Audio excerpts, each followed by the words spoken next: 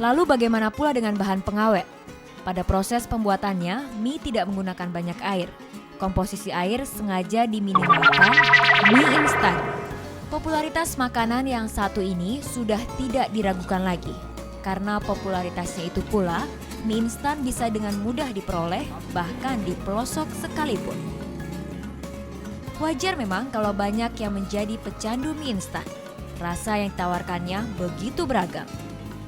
Sementara cara pengolahannya pun sangat simpel, hanya dibutuhkan waktu sekitar 3-5 menit. Mie instan sudah siap disajikan. Satu lagi yang membuat banyak orang menggandrungi jenis makanan cepat saji ini, harganya relatif murah, sehingga cukup terjangkau segala lapisan. Ada yang menjadikannya sebagai makanan selingan, tapi tidak sedikit pula yang memperlakukan mie cepat saji sebagai makanan sehari-hari. Tapi banyak orang yang meragukan keamanan makanan ini. Tampilan mie instan yang mengkilat dan tidak lengket memancing dugaan tentang adanya kandungan lilin dan bahan pengawet di dalamnya. Baca di mana? Ya tabloid lah. Ya, bilangnya Media kenapa ini. katanya? Ya mengandung ini kan zat-zat kimia yang terkandung dalam unsur lilin juga.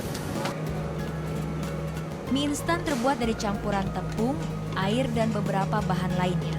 Di pabrik, adonan bahan-bahan tersebut diolah sedemikian rupa dan dipotong-potong menjadi untayan mie. Mie tersebut kemudian dimasukkan ke dalam alat pemanas yang berisi minyak goreng.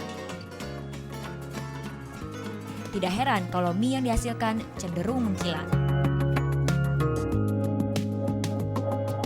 Lalu bagaimana pula dengan bahan pengawet? Pada proses pembuatannya, mie tidak menggunakan banyak air. Komposisi air sengaja diminimalkan agar mie yang dihasilkan bisa lebih tahan lama. Yang jelas bebas dari lilin. Yang kedua memang tidak banyak digunakan atau hampir tidak digunakan lah itu. Pengawet-pengawet yang digunakan di sana adalah sebagian atau terutama digunakan karena jumlah airnya direduksi sedemikian rupa. Yang berikutnya karena melalui proses pengeringan deep frying, artinya digoreng gitu ya. Jadi mie itu meskipun belum dimakan dia udah setengah matang ya, itu matang. Dan karena panasnya sendiri dia bakteri pembusanya juga mati.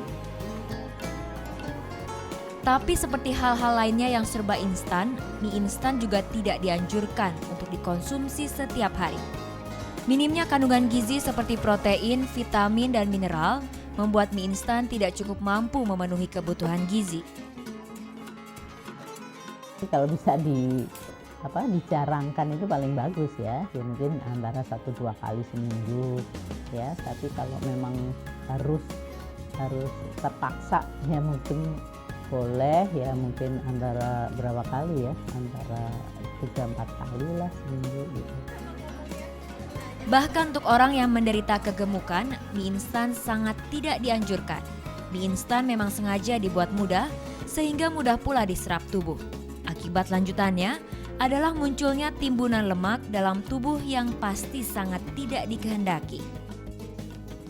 Ya, terutama yang kegemukan itu juga begitu. Kalau dia makan mie akan lebih cepat diserap, kemudian akan meningkatkan kadar gula. Kemudian oleh tubuh yang orang-orang gemuk itu sering disimpan dalam bentuk lemak. Makanya saya juga tidak menganjurkan orang kegemukan untuk makan mie. Terutama anak-anak yang gemuk juga sebaiknya dihindari ya makan mie. Seperti pisau bermata dua, mie instan bisa mempermudah hidup, tapi di sisi lain konsumsi yang berlebihan juga dapat mengundang masalah. Wita Rismayanti, Fahrul Wardi, Trans TV, Jakarta.